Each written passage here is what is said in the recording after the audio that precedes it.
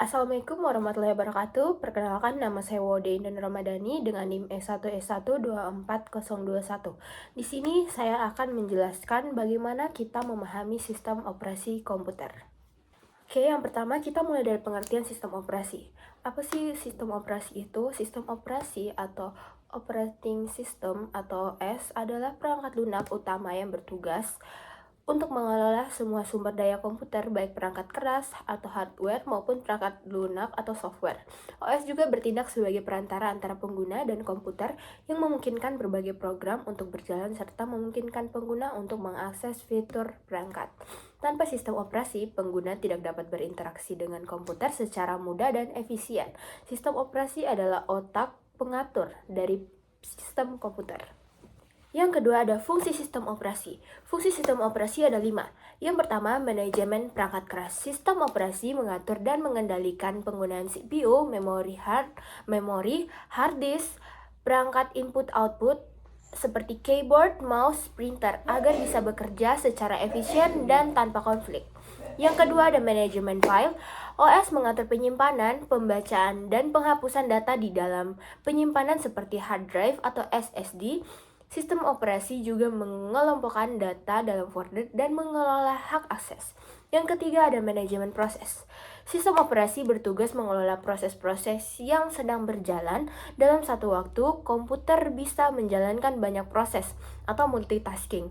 OS memastikan bahwa tiap proses mendapatkan giliran CPU secara adil dan tidak saling menunggu. Yang keempat ada manajemen memori, yaitu OS mengatur alokasi RAM untuk proses yang berjalan dan memastikan memori dibebaskan saat digunakan. Hal ini mencegah crash atau kebocoran memori. Yang kelima ada interface pengguna, yaitu sistem operasi menyediakan antarmuka yang memungkinkan pengguna untuk berinteraksi dengan sistem, bisa berupa GUI atau Graphical User Interface seperti tampilan desktop Windows atau CLI, Command Line Interface seperti terminal di Linux. Jenis-jenis sistem operasi dibagi menjadi 3. Yang pertama, berdasarkan pengguna. Untuk contoh yang pertamanya, sistem operasi desktop. Digunakan di komputer pribadi atau laptop untuk keperluan umum seperti mengetik, browsing, dan bermain game. Yang kedua, sistem operasi server. Digunakan untuk melayani banyak komputer klien dalam jaringan, cocok untuk meningkatkan aplikasi, web, database, dan hosting. Yang ketiga, sistem operasi mobile. Digunakan pada perangkat bergerak seperti smartphone dan tablet. Dirancang untuk efisiensi daya dan antarmuka sentuh. Yang keempat itu ada sistem operasi embedded, yaitu OS ringan yang tertanam dalam perangkat khusus seperti mesin ATM, kamera digital, microwave, smart TV, atau router. Yang kedua itu ada berdasarkan antarmuka. Untuk contoh yang pertama ada GUI atau Graphical User Interface. Dia menyediakan tampilan gratis seperti jendela, icon, dan menu.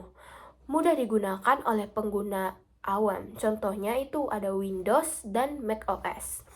Yang kedua itu ada CLI atau Command Line Interface, yaitu antarmuka berbasis teks di mana perintah harus diketik secara manual, digunakan oleh administrator sistem atau pengguna tingkat lanjut. Contohnya itu ada terminal di Linux. Untuk yang ketiga itu ada berdasarkan akses dan kemampuan. Untuk contoh yang pertama ada single user vs multi-user, di mana single user hanya satu pengguna dapat menggunakan sistem dalam satu waktu.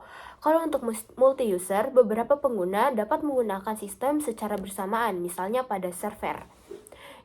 Untuk contoh yang kedua ada single tasking vs multitasking.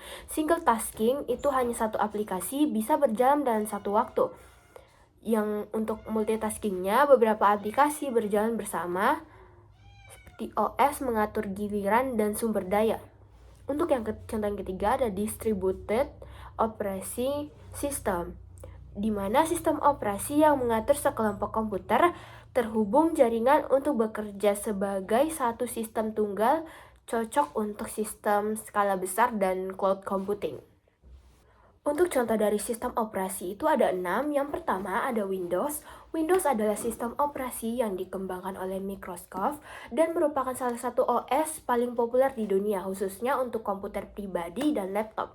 Versi Windows pertama kali dirilis pada tahun 1985 sebagai tambahan antarmuka grafis untuk MS-DOS.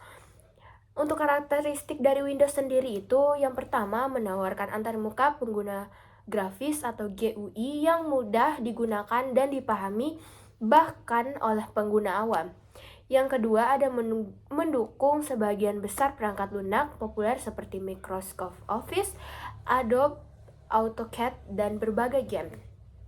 Untuk kelebihan dan kekurangan dari Windows, mulai dari kelebihannya, yang pertama itu paling banyak digunakan dan familiar. Yang kedua itu ada compatible dengan hampir semua perangkat keras dan perangkat lunak. Yang ketiga, banyak dukungan teknis dan dokumentasi. Untuk kekurangan dari Windows sendiri itu yang pertama ada biasa berbayar dan relatif mahal.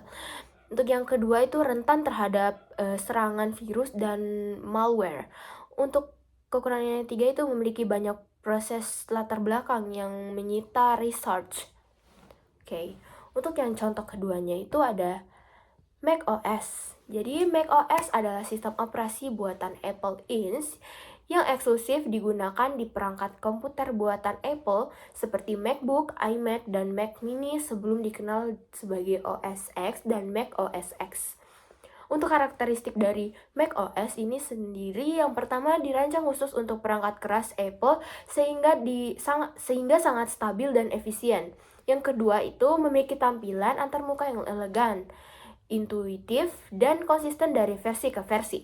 Yang ketiga itu ada terintegrasi dengan baik dengan ekosistem Apple lainnya seperti iPhone, iPad, Apple Watch, dan iCloud.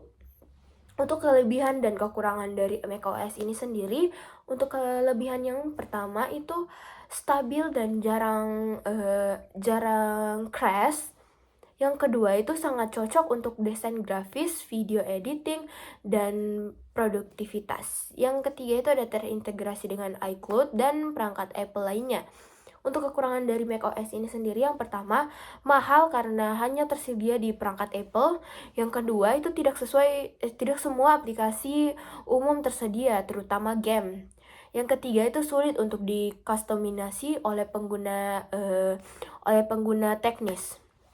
Yang ketiga ada Linux, di mana Linux adalah sistem operasi open source berbasis kernel Linux. Linux bukan hanya satu OS, tetapi tersedia dalam berbagai distribusi atau distro yang masing-masing ditunjukkan untuk kebutuhan tertentu.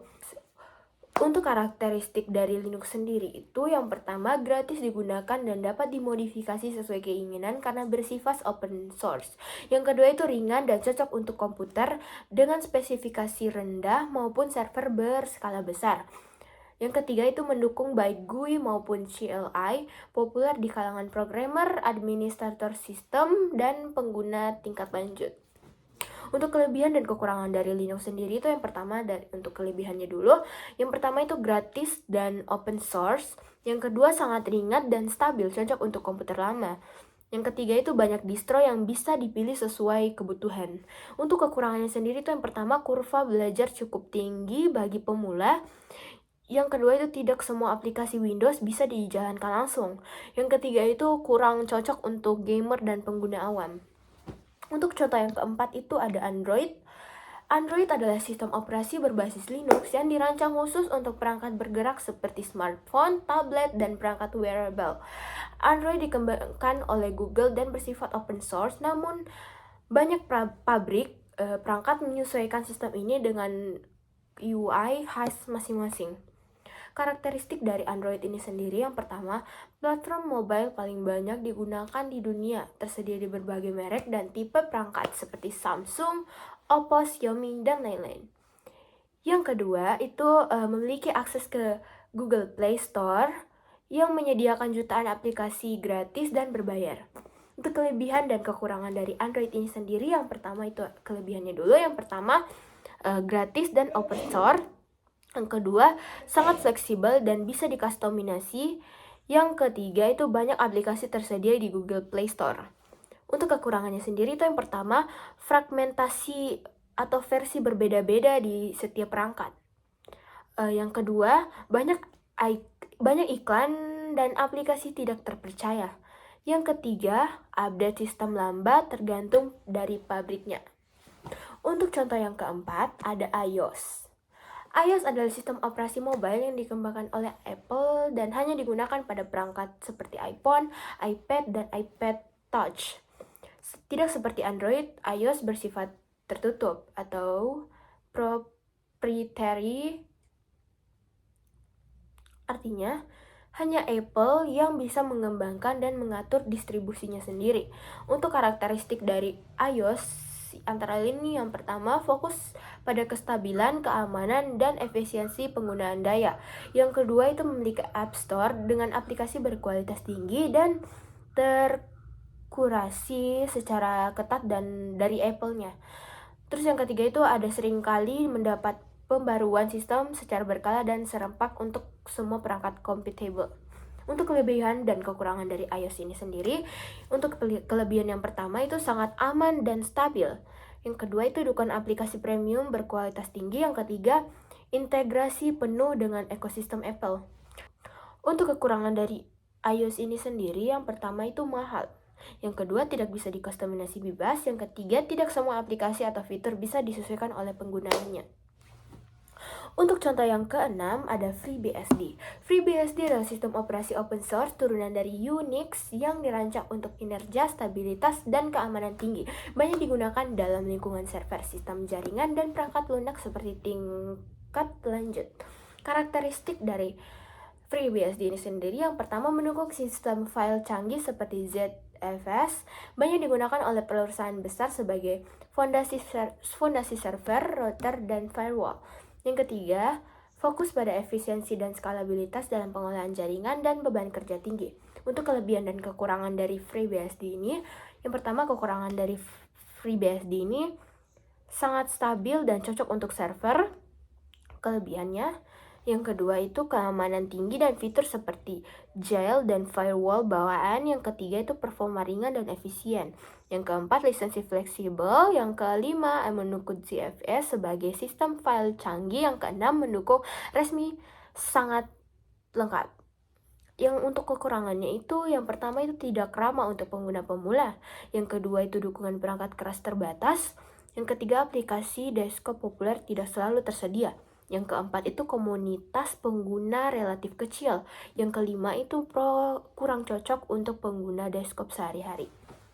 Sebelum saya memberi kesimpulan dari materi sistem operasi ini, saya akan memberikan tips memilih sistem operasi. Yang pertama, gunakan Windows jika kamu membutuhkan banyak aplikasi kantor dan dukungan software umum. Yang kedua, gunakan Linux jika kamu ingin belajar IT, membuat server, atau menghemat research. Yang ketiga, gunakan macOS jika kamu pengguna Apple dan memerlukan desain elegan. Yang keempat, pilih Android jika kamu ingin fleksibel dan banyak pilihan perangkat. Yang kelima, pilih iOS jika kamu ingin keamanan tinggi dan kemudahan integrasi dengan Apple lainnya. Yang keenam, gunakan FreeBSD jika kamu butuh sistem operasi yang stabil, aman, dan cocok untuk server atau kebutuhan teknis tingkat lanjut. Saya akan memberikan kesimpulan pada materi sistem operasi ini, yaitu sistem operasi adalah komponen penting yang memungkinkan pengguna berinteraksi dengan perangkat keras dan menjalankan aplikasi. Setiap sistem operasi memiliki fungsi utama seperti mengelola memori, proses file, dan perangkat input-output. Jenis-jenis sistem operasi sangat beragam dan digunakan sesuai kebutuhan.